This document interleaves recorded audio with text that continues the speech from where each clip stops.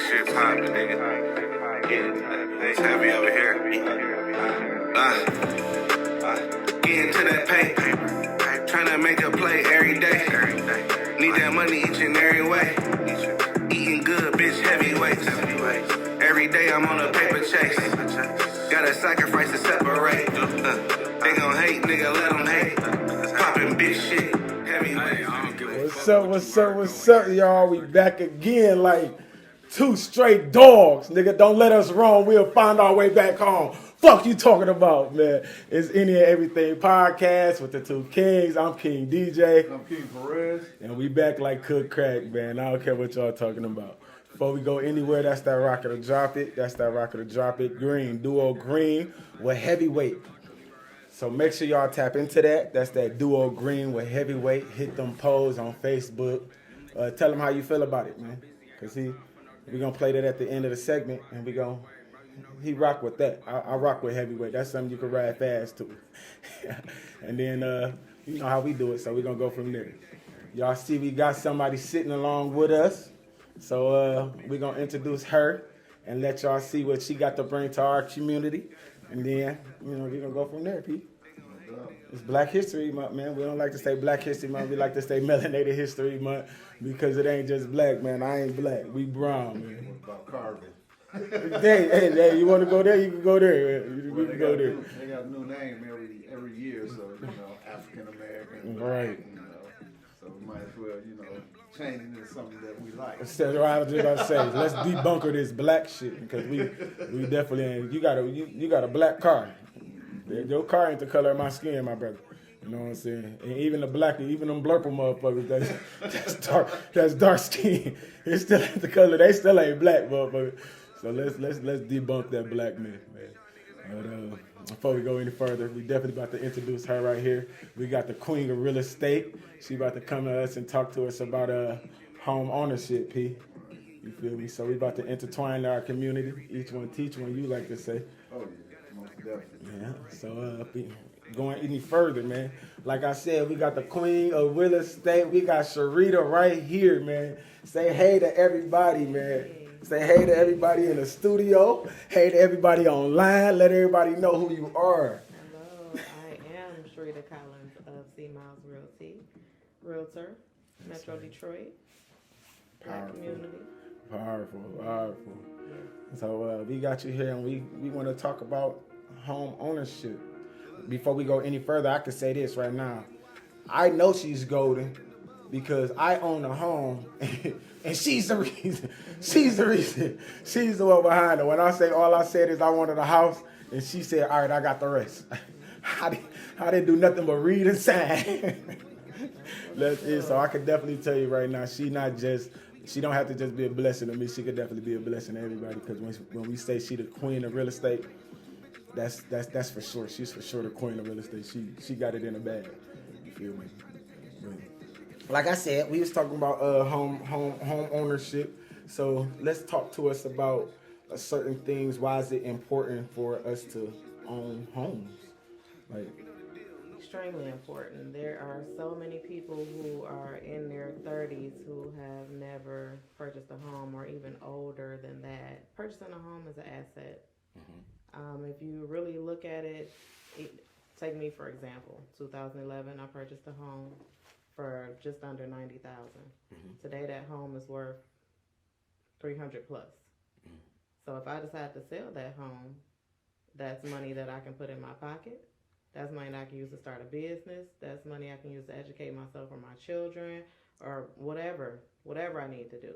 Right. And it's disservice to the black community that we're not purchasing homes, getting those years in. So when we do decide to sell or whatever, pass it along to the kids, it has the extra value. Mm-hmm. That's a great investment. Right. So you gotta buy Definitely. Now. I think the lack of information as far as buying a home and everything that you have to do to make sure that you're in compliance to buy a home.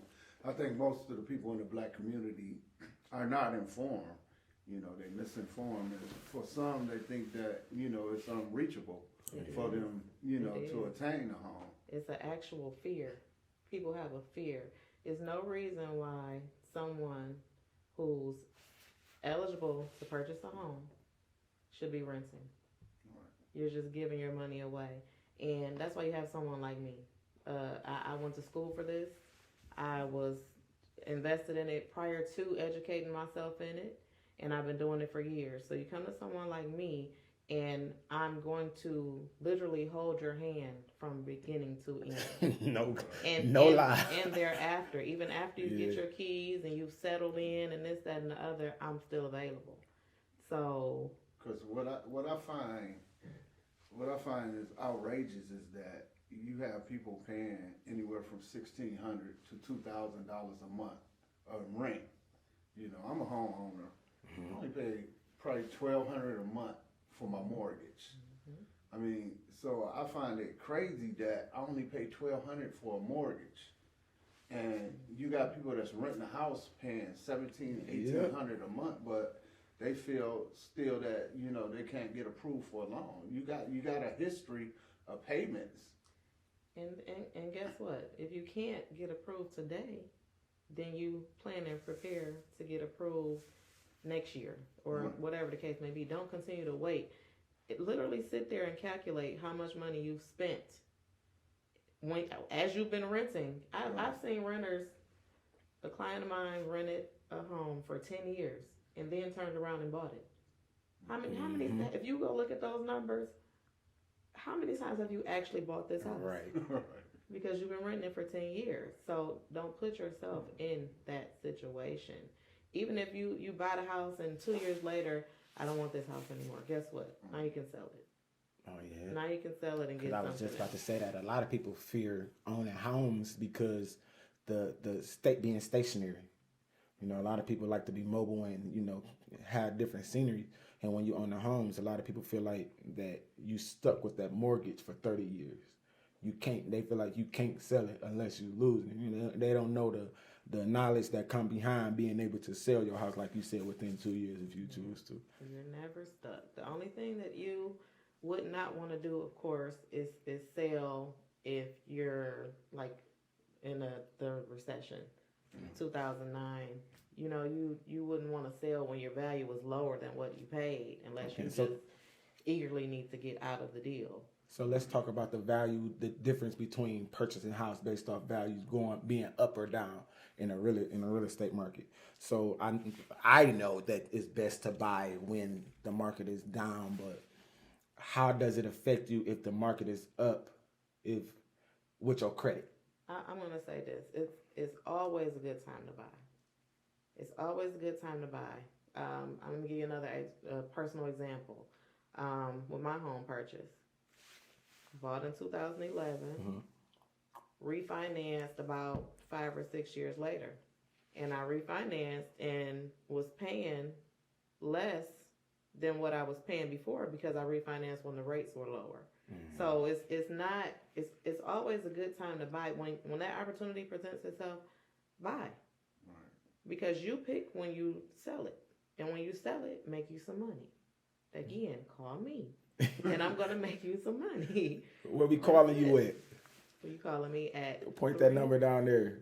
Point right there. Point right there. They going to catch on. Somebody going to eventually catch. You got to point right there. The point right there.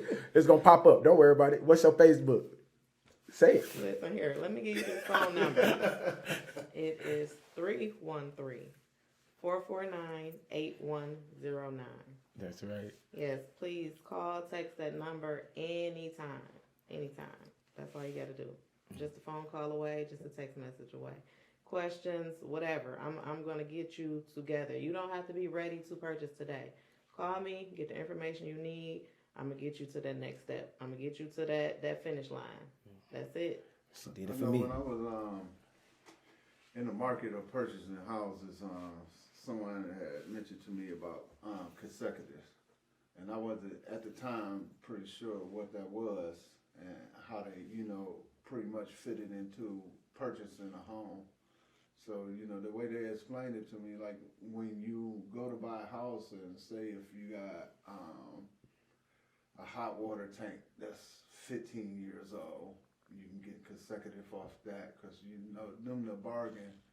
You use the lower the Yeah. price. Yeah, and it's a lot, and one thing that a lot of homeowners make a mistake on is not getting a home inspection. You definitely want to get a home inspection. That is going to give you all the information you need about the house. Now, you do have some sellers who are not willing to bargain. It'll literally say as is. Right. So whatever you find in your inspection is really for your own personal knowledge. But if you have a seller that is flexible, then yes, you can say, okay, this hot water tank is past its lifetime. It may still be working today, Right. but is it something we can do there? And it's possible, but that's all part of negotiating. And again, that's why I'm the professional, because that's what I do. I negotiate.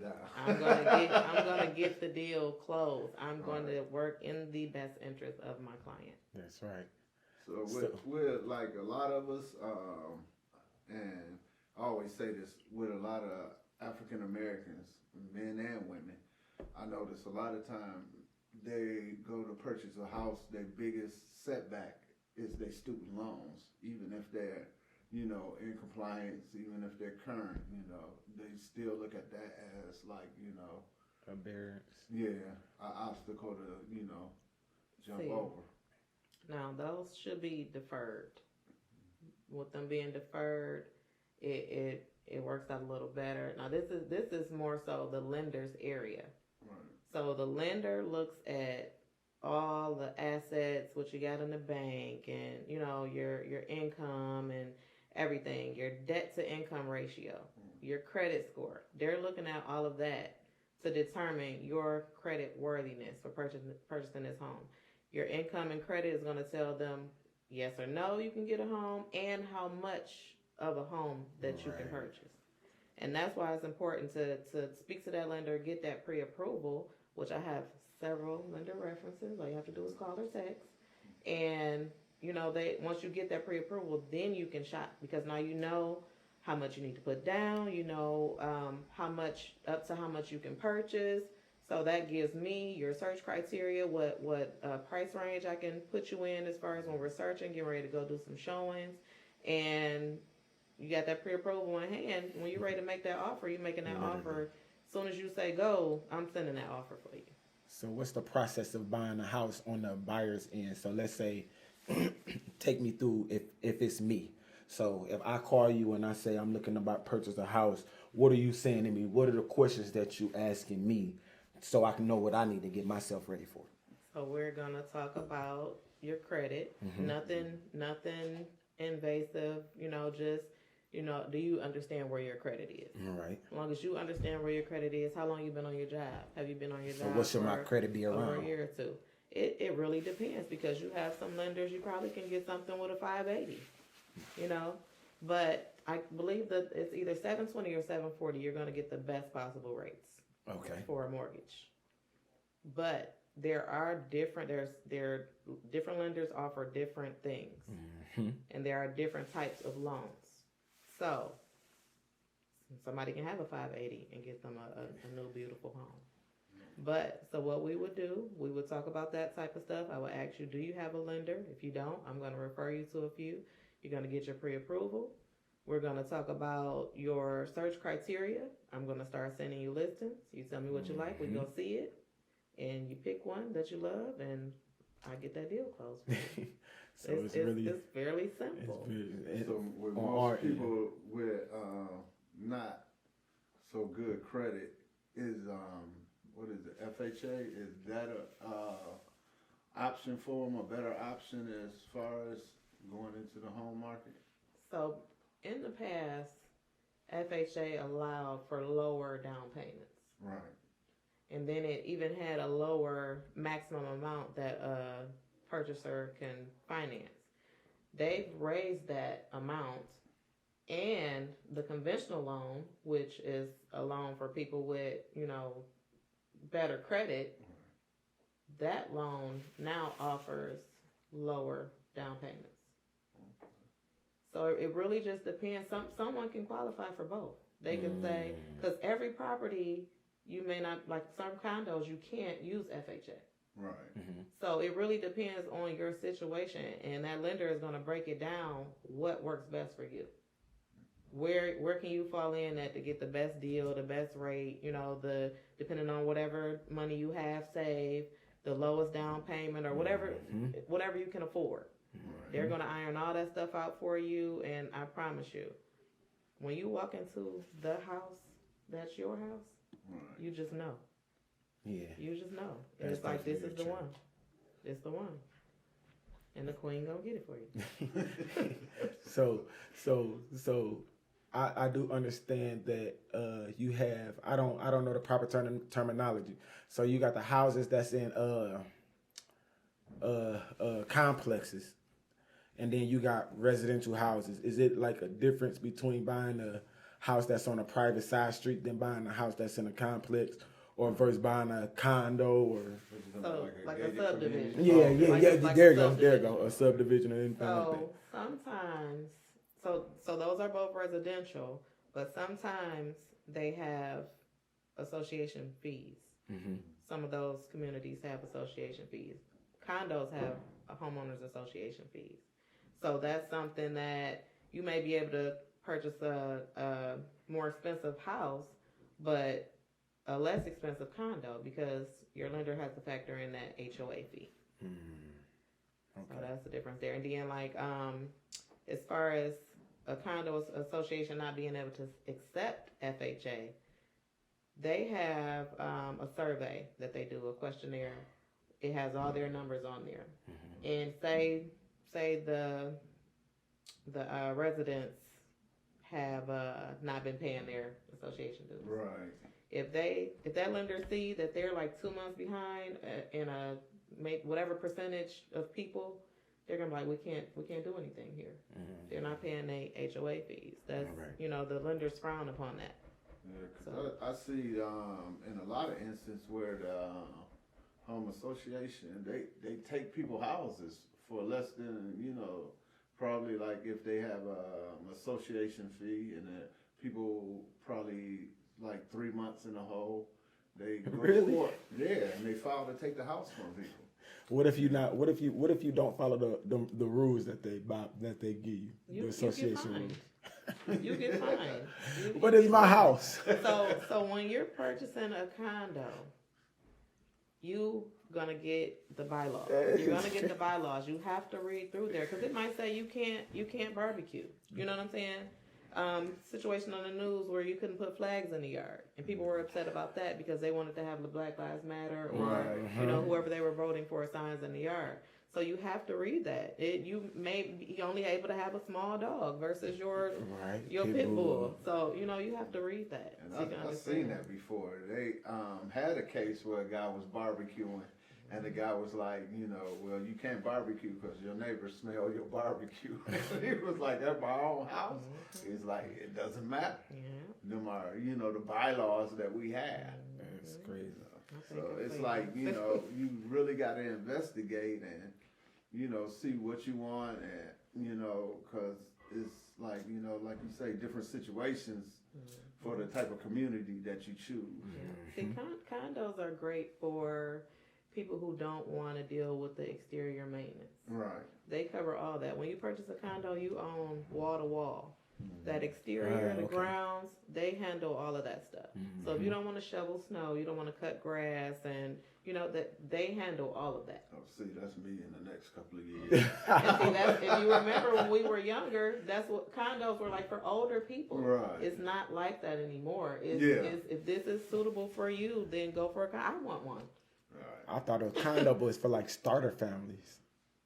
It's for whoever needs and wants it, and I can find you one, because I'm the queen of real estate, and I'm also the condo queen. So how important is home real estate when you're speaking about generational wealth? We had a life insurance rep come on last week, actually, and she spoke on how you can, how you can wield the house into the next generation, right? Yeah. So when you own, obviously you can't do that when you're renting. So clearly we can start off at that point. But how important is it with the home ownership and generational wealth?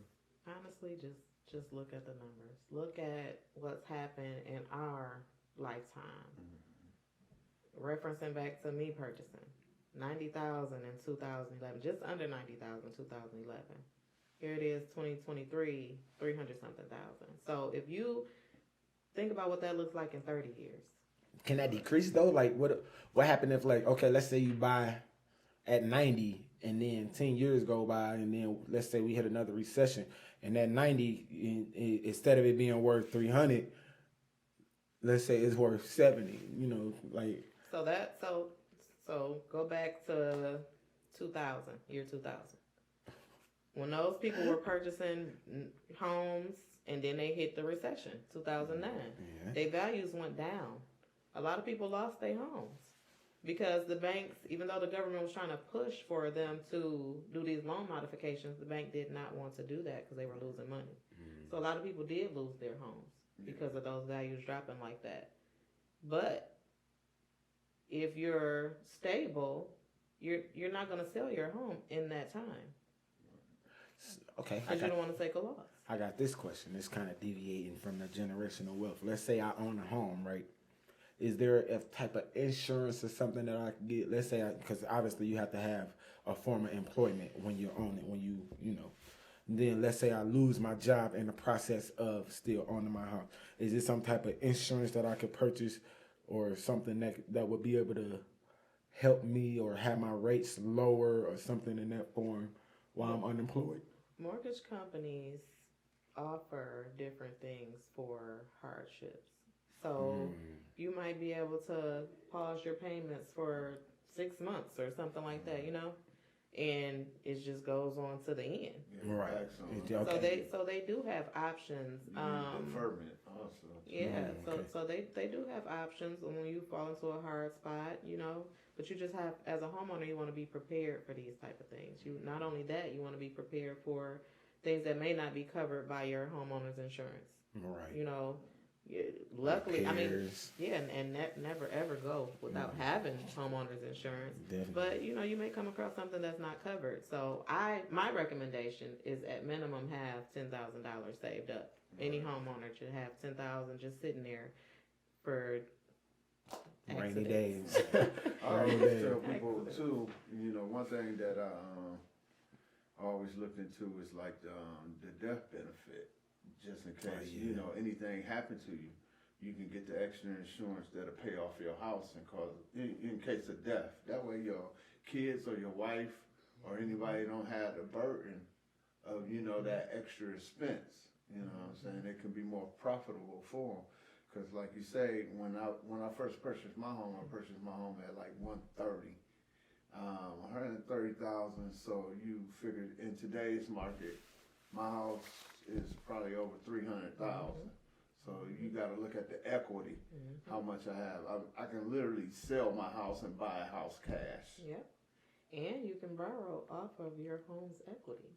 So say you wanted to get a new roof or remodel a kitchen or something like that, and you might not have had that money in your pocket, but guess what? You go to the bank and say, hey, I got all this equity in my property. Y'all give me a little bit of money. I'm going to make it worth more because I'm about to fix it up a little bit more. That's a loan, right? That counts to a loan, though, right? Yeah, home equity line of credit. So, it's nothing but opportunity. You cannot do any of those things as a renter. You cannot. You can barely change the color of the paint on the wall.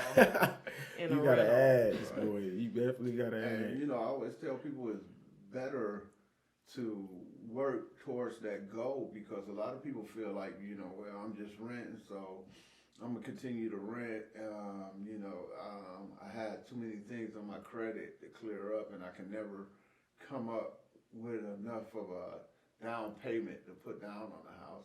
But I'm like, if you spending $2,300 a month on rent, $1,600 on rent, that's just outrageous on something that you will never own. Yeah, and let me see, how much did I put down? I think I put down about a little over $4,000 when I purchased my home.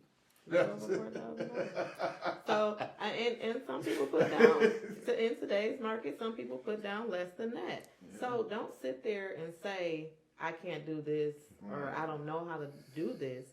Look, my phone in my hand. What they It's getting been a in my shot? hand this whole time. Get on that phone. I should have had you because I put down like 15. I was like, oh. I don't even remember what I put down. I was eating sandwiches. Because listen, a lot of people, you have to, when you're buying a home, you're shopping. Right. So you want to make sure that you get the best deal. So you don't just call one lender and say, okay, here we go, we're moving forward. Call 3. Just talk to them. You don't have to let them run your credit. Talk to them, see what they have to offer, because different banks can do different things. Some are more powerful than others. And you go from there. You pick which one has the best offer for you. That's what's going to work in your favor. So how do you pick? Is it based off your is it based off your rate, your interest rate? That's a major part of it, because guess what? The lower the rate, the lower you paying payment. over 30 years. Because I'm seeing where a lot of times people say especially when they go look for a house, they were like, most of the time they can't see a house with a pre-approval. So are they still doing that, or? Yeah, and see, the thing with that is, if you want to go look at houses. Right. You haven't looked at your credit. You don't have your pre-approval, but we are looking at houses. And then oh my goodness, I love this one. I want this one. It's going to take you probably about 3 days at least to get your pre-approval. Right. So now you got your pre-approval, we're ready to put your offer in. House gone. So we did all of that for nothing. We went through those emails. I searched MLS. You went through the emails picking which houses. We took our time going to see them, and now you can't even get them because you didn't have your pre-approval. And then sellers, they want to know that the people walking into their homes, because those are their homes, they want to know that they're qualified to purchase that home. So how long does that pre-approval last? Is it a 90 days? Usually it's about 90 days. 90 days. Yeah. Some lenders will do a 30-day, but usually it's about 90 days. So is it like a hard hit or a soft hit on your credit, or It's gonna be a hard hit. it's gonna be a hard hit? Because it's for a house, right? Yeah. Because it's a big It's a mortgage loan, so they want to see what's going on. When you're getting a mortgage, I don't get all in your business, but that lender's gonna get all in your business. They need to know. You don't want any surprises in the end. You have to lay everything out up front. Right. If you got child support, if you got whatever, lay it all out up front. So in the end, you're not disappointed because now we at the closing table or getting ready. You want to close and you can't because something's going on that you didn't share with your lender. So don't put yourself in that situation. Lay everything out from the beginning. So let's say you don't have a job, a 9 to 5, but you have a business. Let's say you, I don't know, own 2 car washes, right? But you don't have, how they look for, because I know when they asked me for my work where I was working. Let's say you're a business owner. Is it a way? How do you get around the rate? You have to file your taxes as a business owner. You have to file your taxes. That lender is going to want to see a couple years of tax returns so they can determine your income and, give them everything that they ask for so they can get you pre-approved. Because I think it's like 1049. It's a schedule 1049 or something like that. Yeah, you got to have verified, the income that you're making. You can purchase a home as someone who's a business owner, self-employed. You can do that. You just got to have your taxes. Yeah. And you talk to the lender. Talk to the lender even before you file your taxes. Talk to the lender and see what they need to see. And, just within our community, what do you see like with our people? Some of the biggest obstacles when it comes to credit.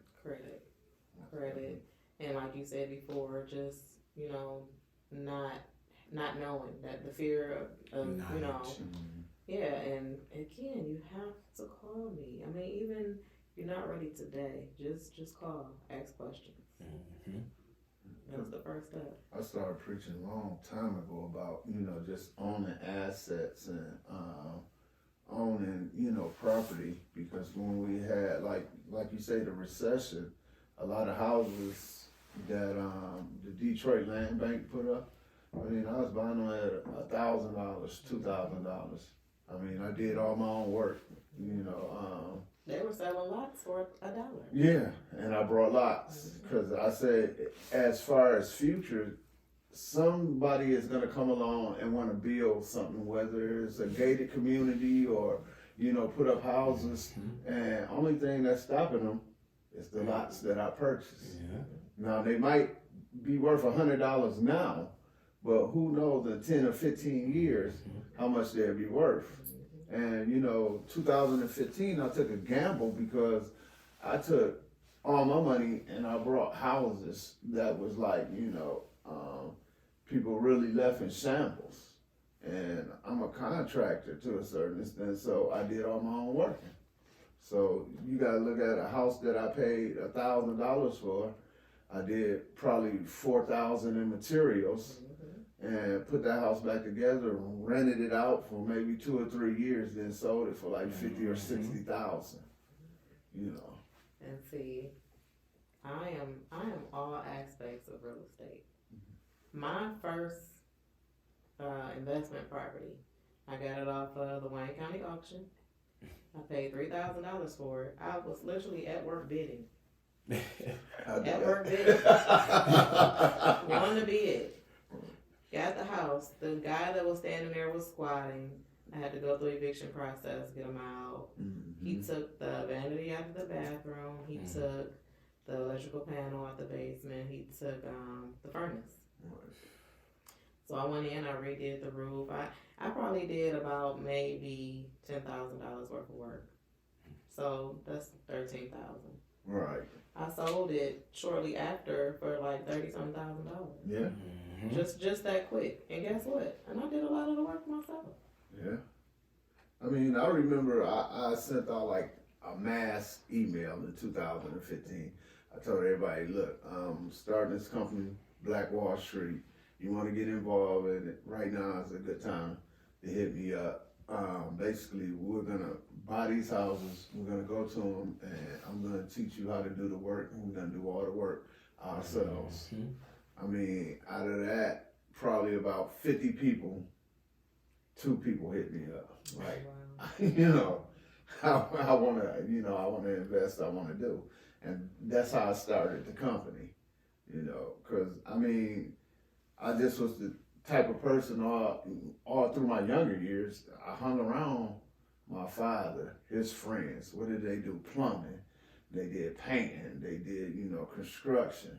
And I was just interested in that. So, you know, who would think years later that would come to my benefit? Because I can take a house with no windows, no doors, no walls, and, you know, build it up from there and make that property worth something. And, you know, even for work that I can't do, I got contractors that can do. So I'm still saving on the low end, because if I actually get a contractor to come in and say, hey, well, I brought this house for $5,000, I want you to do all the work. You here tell me you got $60,000, that's the starting price. Yep. You know, so you don't want to gamble that type of money, you know, on a house that you brought for like $5,000, $2,000. But if you can do your own work and you have certified people to come in and help you, I mean, it's worth it. You will gain so much. And you know, a person told me a long time ago, it doesn't matter how much money you have. Money is not the issue. Everybody get money. The power in it is what you own. It's like building your assets. Your assets says everything. Money fluctuates up and down, but the more assets you have, the more power you have.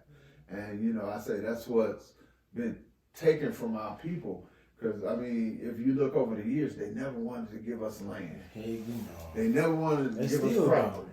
And just think about some of the property that we own. We own Central Park.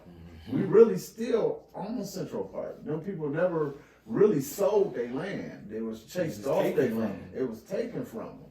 Just like, you know, that beachfront property in Florida. They just settled on that property. They gave them people that property back, and I don't know the price that they sold it for or sold a portion of it for, but most of the prime real estate in America, black folks used to own it.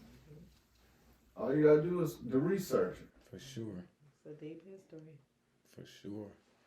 Man, one thing I definitely say, I could say myself, like, I'm a firm believer. If you don't know about it, pay somebody that do.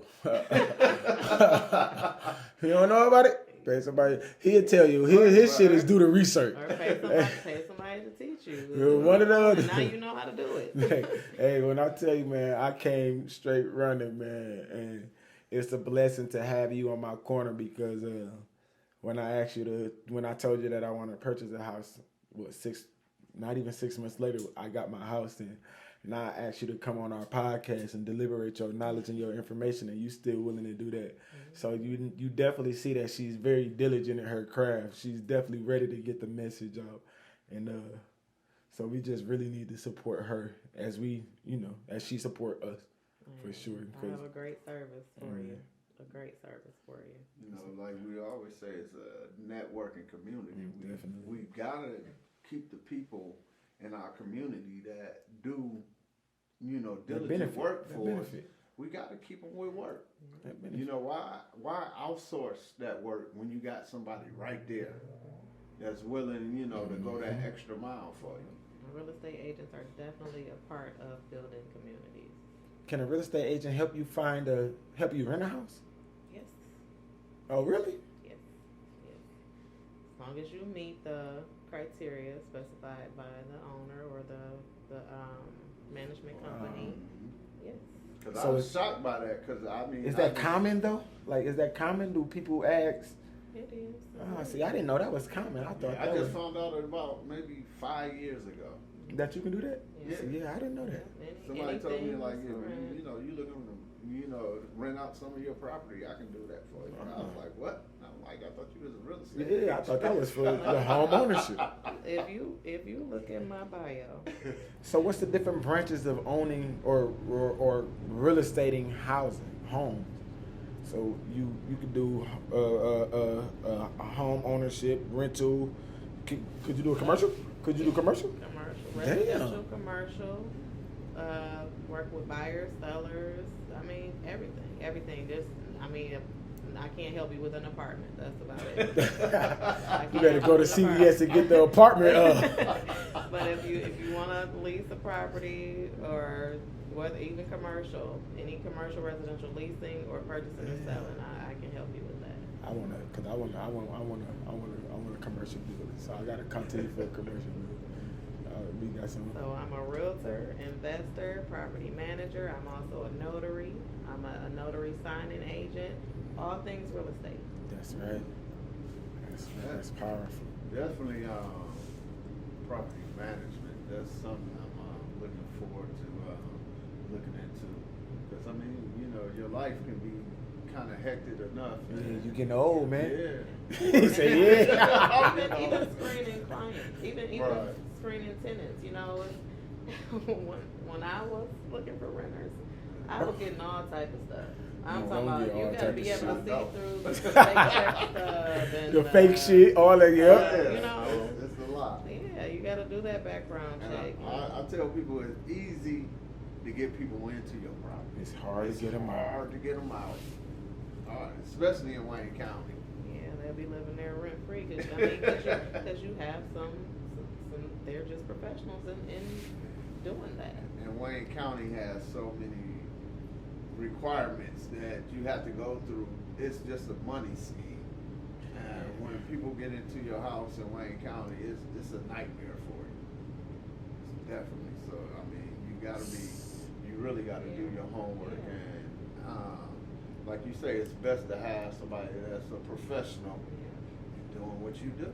See, I learned that part of it early because with my first investment property, I had the squatter in here, and I had to go through the whole eviction process, going downtown, and I actually gave him some extra time to leave, and I got burned. So having a heart and having some sympathy, I got burned because he took all the stuff out of the house. Oh, yeah. He had time. So I got a question. So So let's say I own a house. Let's paint the picture. I know. Let's say I own a house and I want to step into renting out houses, right? So let's say, and I want to be let's say I get 3 houses, right? Would you be able to help me find those houses off of land banks? I wouldn't go onto land bank. I use MLS. Okay. And sometimes I do come across, where somebody does not want to actually list it. Right. So it'll be considered off market that I might know of. But I'm a real estate agent. I'm licensed by the state of Michigan. I'm a professional. I've educated myself in this field. I use MLS. Okay. How long have you been in this field? All my life. So I got my license and I got licensed in 2017. But I mean, I was already doing everything way before then. That's what pushed me to get my license. So it's like, I'm doing all this. Right. Why not have the license? Right.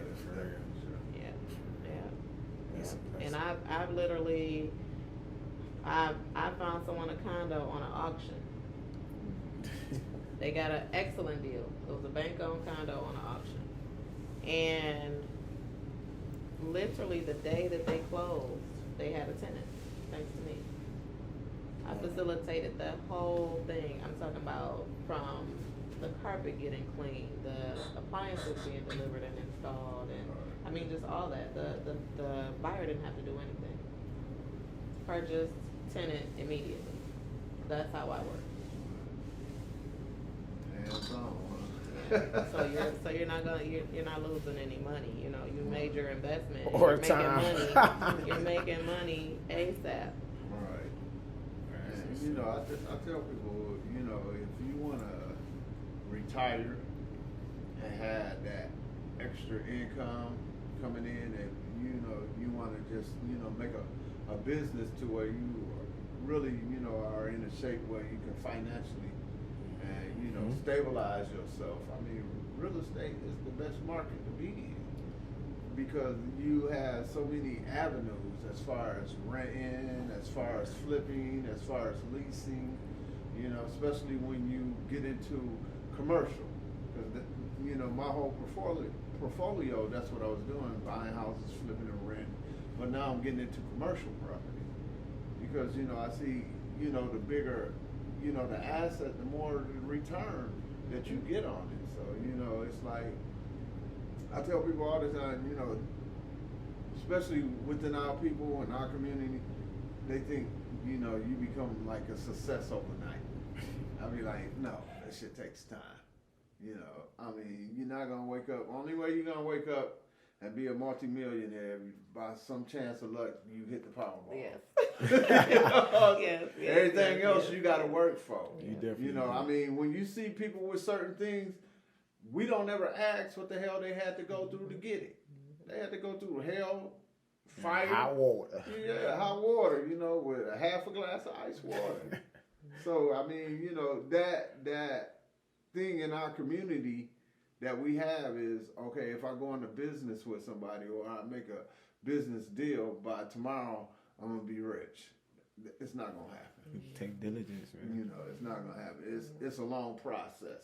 It's more to it than that. Yep, and you take what you've learned, you get yourself comfortable, and then you have everything laid out for your kids. Mm-hmm. So they got that head start. I tell everybody, man, I'm a blessing. I'm multi-generational home ownership. My mother died. When she died, I was 17. Soon as I turned 18, I was able to get the house put in my name because she owned it.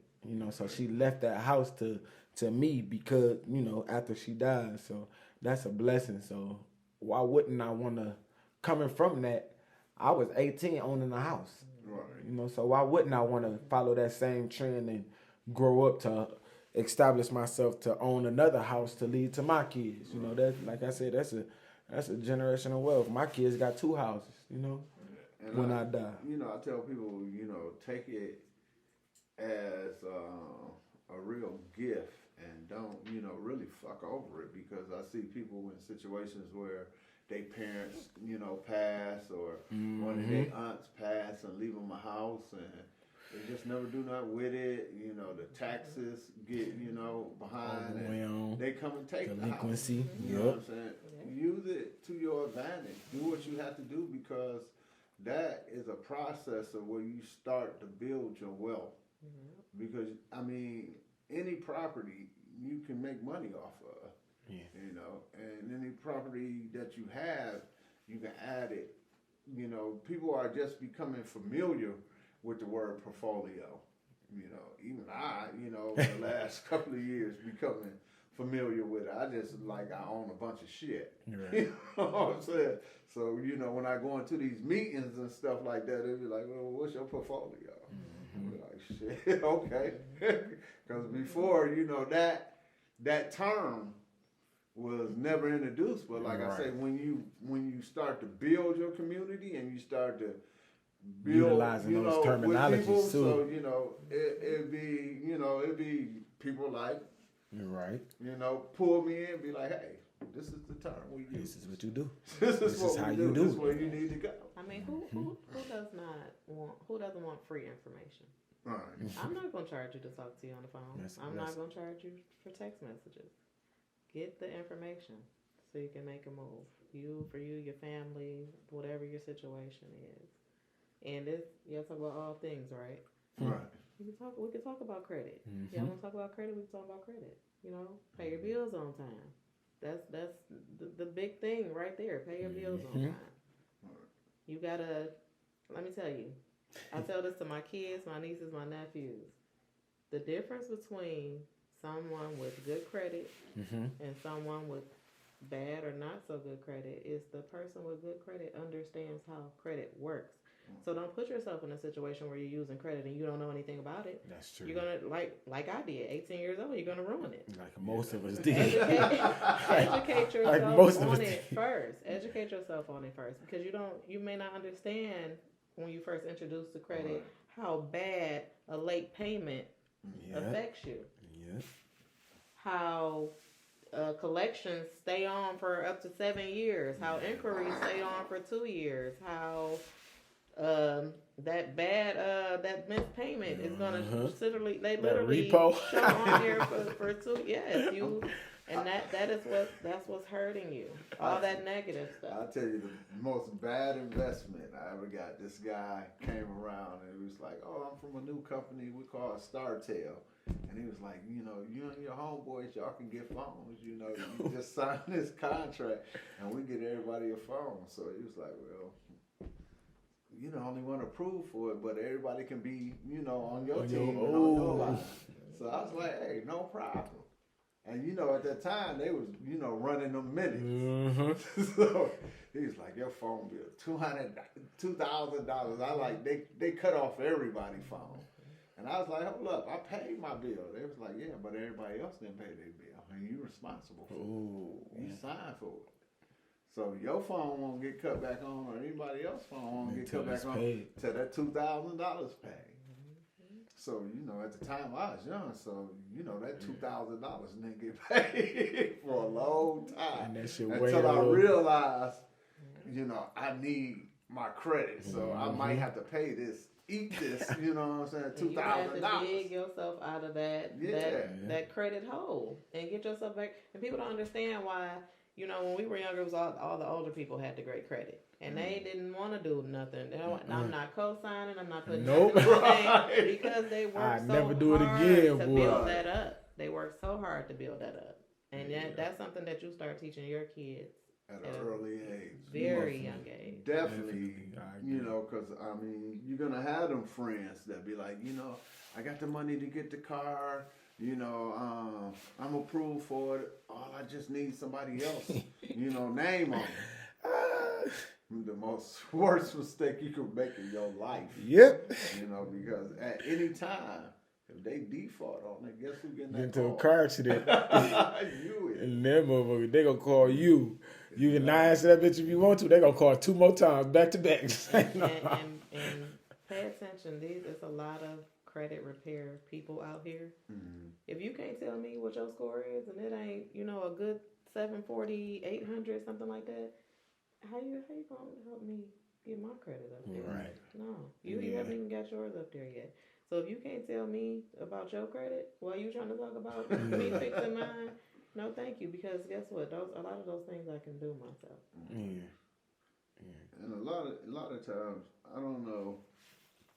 It's been brought to me a lot of times, especially with younger couples that's starting out, that's not married, purchasing property. I mean, what's your kind of outlook on that? Because I know it becomes a mess, you know. With the separation. Yeah.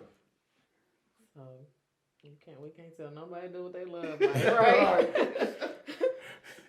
But I didn't even know you could do that. If you are, whatever type of agreement that you enter in with somebody, you should have it on paper.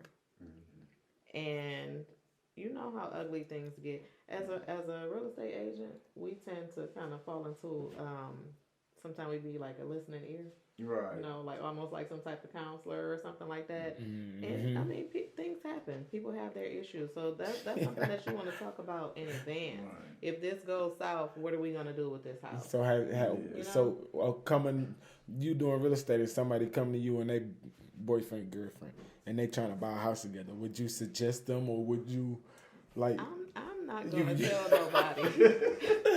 Y'all, you want to buy a house. You want to buy a house, you buy a house. But is it in think of the long term. Is it in his name, her name? Is it in both of y'all name? If you're married, it don't matter anyway because it's both of y'all. Right. But I mean, that literally. Better tell that married motherfucker too. That in advance. Because I had one dude tell me I can't get it because you know I just graduated, I got student loans, but you know my girl credit good. Abort. No. My thing is, you know, what I tell them, yeah, love is great. You know what I'm saying? That's fine. You're a young couple and, you know, y'all want to do that. That's a big move for you. But as a responsible adult, have a contract. Mm-hmm. It's nothing wrong with having a contract because, you know, people, especially in our community, look at it like, oh, you just going in thinking have a prenup, nigga. No. You know what I'm saying? I mean, if I get married, I have a prenup. I'm not going to give anybody the keys to my financial estate just because I signed my name on the dotted line. I came with this. You know what I'm saying? If all you came with is what you came with and I trusted you into what that I do, you know what I'm saying? I'm not going to fork it over. Mm-hmm. You know what I'm saying? So, yes, you will have to sign papers. I learned that a long time ago. Yeah. I don't care what the look is. Oh, you don't trust me? No. I don't trust my mama. You know what I'm saying? Damn, Mama P. No. That's what you do. I mean, when the thing people have to understand about numbers and money, you can't go off faith or hope. That's the biggest problem in the black community. They hope for too much shit. You know what I'm saying? I'm going to give my cousin $5,000 to make this deal. I hope he don't fuck me over. Yeah. Guess what happened next week? You get fucked over. So that shit don't work. So you just gave your cousin right. All right. But see, when you start to do deals with any type of business deal, it's always best to have a contract. If you look at a lot of shows, what's the first thing they say? Then you got to get Then you got to get it notarized. Exactly. That's when she come in at again. Exactly. So you can't skip a beat without needing Scherita. You gotta go to your community to get what you need. Everything you need is right here, man. I mean, because verbal is kind of like he said. So everything. I mean, even if you leasing and I'm gonna let this person stay in this property so they can fix it up, and I'm not gonna charge them till 6 months later. Put all of that on paper. At least the house. What did I come to you? I need a contract. What's your email? Let me tell you, please use me as a resource. Yeah, I agree. Because I have the tools, the resources, and I'm willing to share. So before we leave, what encouraging information would you give to a young family that's looking to get into home ownership? Just know that you can do it. You can do it. Don't sit back feeling like I can't. And you haven't even collected the information that you need to move forward. Find out what if you're not in a position, find out what it is you need. If it's something that's hurting your credit, whatever the situation may be, call me, call some lenders. Find out what steps you need to take if you're not ready today to be ready tomorrow. Mm-hmm. And once you get that, once you have it, you have it. It's yours. So, I tell people it's always better to pre-plan. That way, when you're getting into something, you know what you're getting yourself into. Mm-hmm. So, I mean, when you had that instinct of maybe I want to buy a house in the future, that'd be that time to reach out. And that's that time to reach out into community. Hey, what do I need? You know what I'm saying? I'm thinking about, it might be 23. I might want to buy a house in 24. What do I need to get in line so when I'm ready to, get out here and search for a house and purchase a house, what are the tools that I need? That's the credit. You need to have some money saved. You need to be discussing things with the lender, understanding what's going on with your background. And I mean, once you have all that lined up, it's go time. It's time to look at some houses. Time to put the offer in. Time to get the offer accepted. Time to close. Get the keys. Get the furniture delivered to the new house. Right. And guess what? It's income tax season time. Come on, you got some money. You better tell them, shoot, you can't, and let them know you can also get your down payment off your 401k if you're working and you invested. Guess So what? Yeah, you sure can pull money out of your 401k to purchase your primary residence. Mm-hmm. You need help with that? I got you. The queen of real estate, right here, All things real estate. right here. So before we get into the rocket and drop it, you gotta sit in with us with the fuck you for the week, and then the motivation for the week, and then we gonna go from there. I'm gonna keep it short, man. I ain't no speak on this, and I know people be getting butt hurt from simple things. So. Oh my God. It's a transcultural group called Mindfulness Alliance. And their gripe is with Aretha Franklin. A song she did in 1970 something or Natural Woman. And their gripe is it's no such thing as a natural woman. Yeah, I seen that. I don't want to sound like Dave Chappelle, but you know what I'm saying?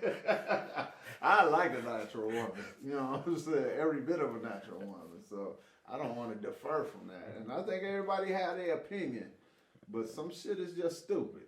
You know what I'm saying? When we started going back, just because, okay, we understand you guys got rights, and you should have rights. Everybody should be who they want to be. Free. But you can't start changing the basis of how people feel and their opinion of different things. You know what I'm saying? A song is a song. This, like me and you have the discussion all the time. A comedian is a comedian. What does he do? He entertains, make people laugh. Tell the worst of jokes. I mean, the thing about it is, am I going to take what he say seriously? No. It's entertainment. It's comedy. You know what I'm saying? Just like this music is music. It's an expression. There you go. If you have the right to express yourself, what gives you the right to cringe on anybody else's expression? Whether you like it or not. If you don't like it, don't listen. That part.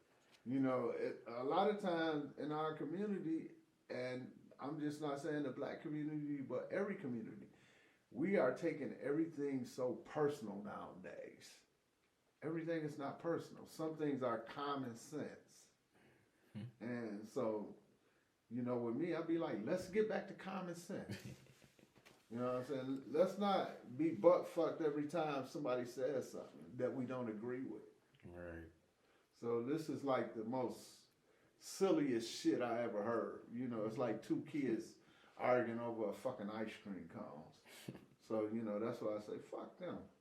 It's dumb. Move on. Find something else. Find somebody that's really fucking with your rights and infringe on them. But, you know, she's been dead for a while now. That song was made a long time ago. What are we, time fucking travelers? We just gonna keep going back in history and be like, hey, you did this, 20 years ago. Let the shit go. I agree. You want to tap into that? I am not touching that. You want to add on? You want to deliberate something? No. I mean, opinions are one thing, but when you get to trying to force your feelings off on other people, then that's something different.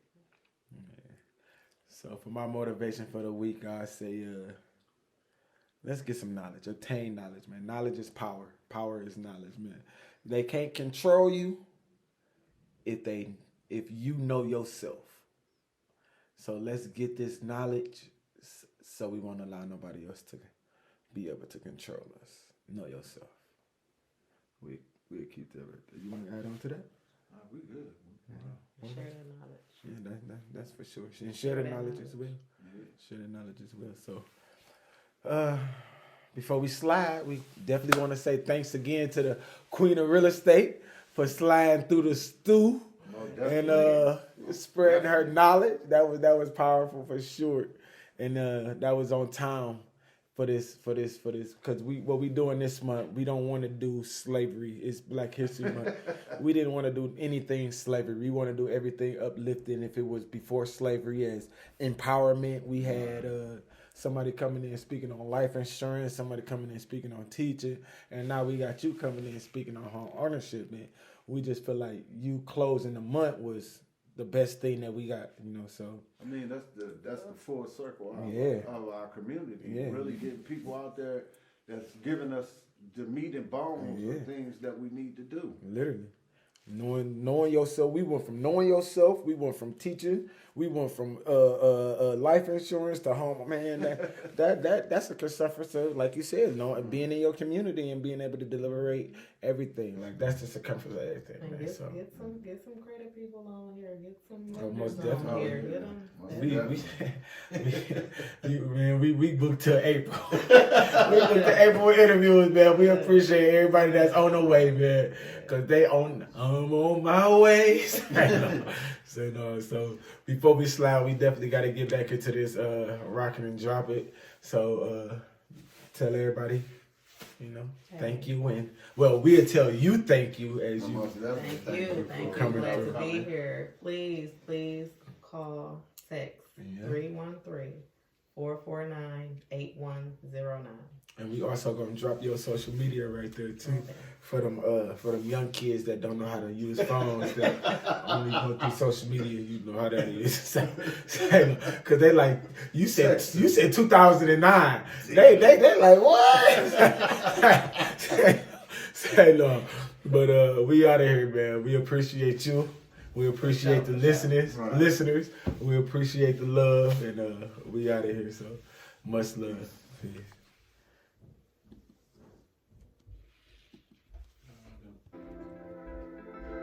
Big shit poppin', nigga. It's heavy over here.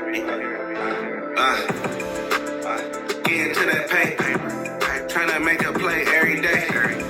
Need that money each and every way. Eating good, bitch, heavyweights. Every day I'm on a paper chase. Gotta sacrifice to separate. They gon' hate, nigga, let them hate. Poppin' big shit.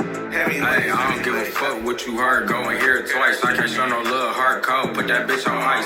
Got it wrong 100 times before I got it right. Watch some niggas eat when I was starving, couldn't get a slice. This bitch gon' miss me when I'm gone, I'm about to leave. Nah, they like all that weed in your wood, this is 3-5. Stay solid, free that guy, they got reach like niggas don't keep it G, so we put our trust in G like skinny nigga, but I'm heavyweight, take it to the grave. Got some shit that I'll never say. Fuck a bitch, block her, leave her ass with the messy face. We ain't never going back to broke, we forever straight. I remember starving, couldn't get a plate. Them niggas sick, I ate. Tell a bitch I'm busy, ain't got time for no dinner dates. I can never ride a nigga way, bro. You know we ride with a boat. Use the blinker when you switching lanes. Get into that paper.